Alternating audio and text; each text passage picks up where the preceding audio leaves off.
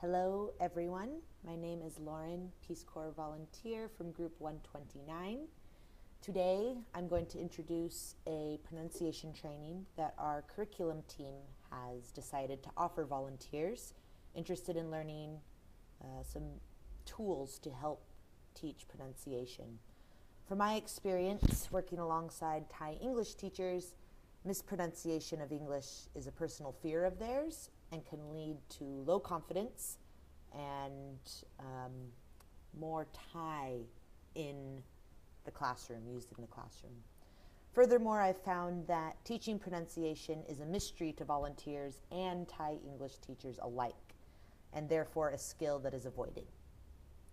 The goal of the training is to give volunteers tools that are simple and concrete, and then they can teach their counterparts and also use by themselves in the classroom. This training was created around a program that I used to use back in the States called LIPS by Linda Mood Bell. I worked with students of all ages from preschool to adults, and these techniques help to improve their phonemic awareness and eventually their independent reading skills. The approach focuses on the feelings of sounds in the mouth and is communicated in simple terms that even non-native English speakers can understand. The training starts by introducing consonants in pairs that we're going to call brothers and sisters. These letters are paired together because they use the same part of the mouth and the same movement of the mouth to make their sounds. The difference is one will be loud and one will be quiet, or in other terms, one will be voiced and one will be unvoiced. But you'll see that I've simplified language in the training to accommodate English language learners. So we're going to use loud and quiet. Next, the training introduces consonant cousins. The sounds are made in a similar way, yet not as similar as the brother-sister pairing. Next will be vowels, introduced in a vowel chart that will correspond with how vowel sounds are made within the mouth. Finally, special rules will be introduced that explain some of the exceptions and other strange anomalies in the English language. I will introduce the rules throughout the training of the consonant pairs and vowels when appropriate. Lastly, this pronunciation training is best introduced as a discovery process as opposed to a lecture, so there's more active learning, which is why we're using Facebook Live.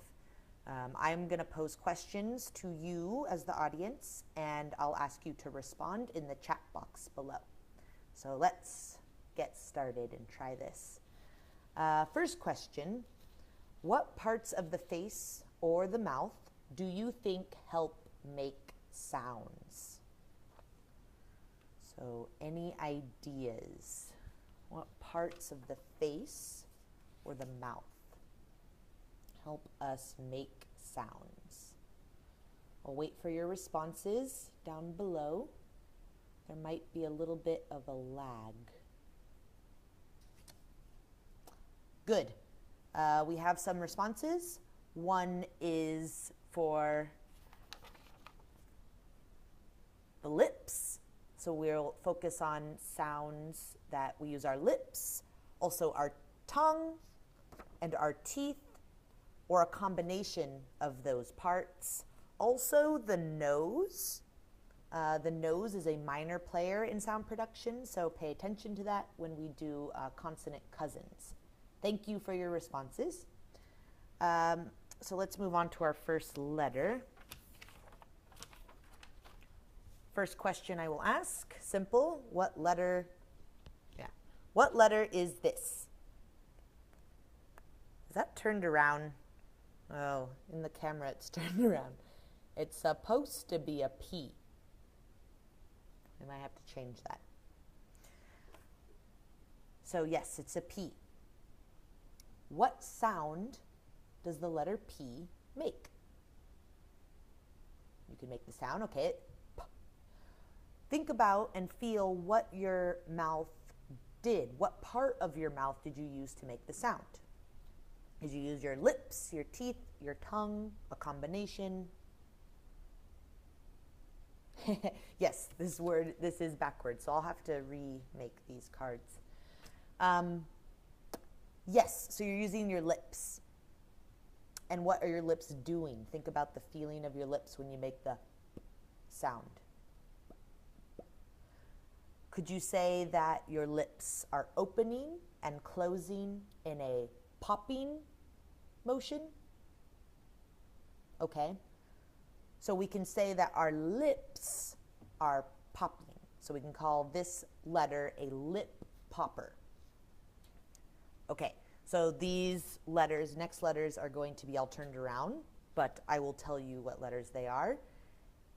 And I want you to try to think about which of these letters would be the brother-sister pairing of the letter P, based on how you make the sound. Is it the letter G? Is it the letter D? Is it the letter B?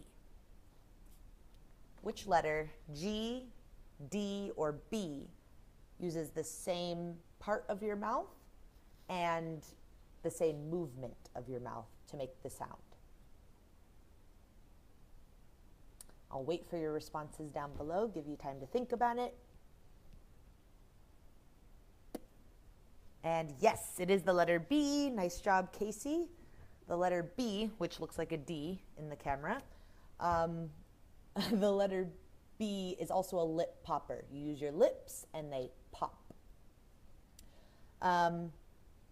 This is a good time, an opportunity to correct pronunciation of the letter P and B with your counterpart to make sure it doesn't have the sound. So it's not a P, it's P. It's not a B sound, it's B. Okay, so that's an opportunity right there to make sure whoever you're teaching is not adding that vowel sound to the end. Now we can see which sound of P or B is quiet and which one is loud. You can do this in two ways. The first way is to feel your throat, make both sounds, and whichever one makes your throat vibrate is the loud sound. So you go P, B. Or you can use both of your hands. I can't use my other hand because I'm holding my camera. Use both your hands, cover your ears, and say both sounds. And you will literally hear which sound is louder when you say P or B. So those are two ways you can check which one's quiet or loud. This just brings more awareness to the sounds. So which sound is quiet? What do you think in the audience?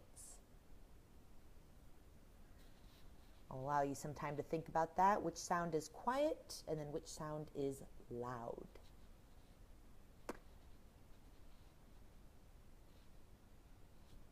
Okay, well, this shouldn't be that difficult. Very good. P is quiet and B is the louder one.